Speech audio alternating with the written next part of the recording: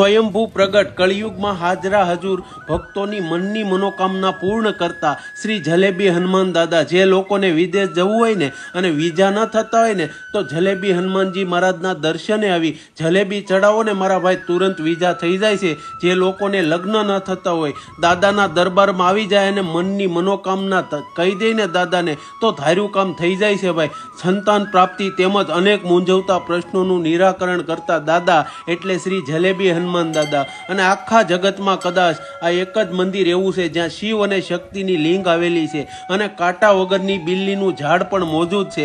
લાખો લોકોને વિઝા આપતા જલેબી દાદાના દર્શન કરી ધન્ય થાજો મારા વાલા। એક લાઈક, એક કોમેન્ટ કરી દેજો। જય જલેબી હનુમાનજી મહારાજ।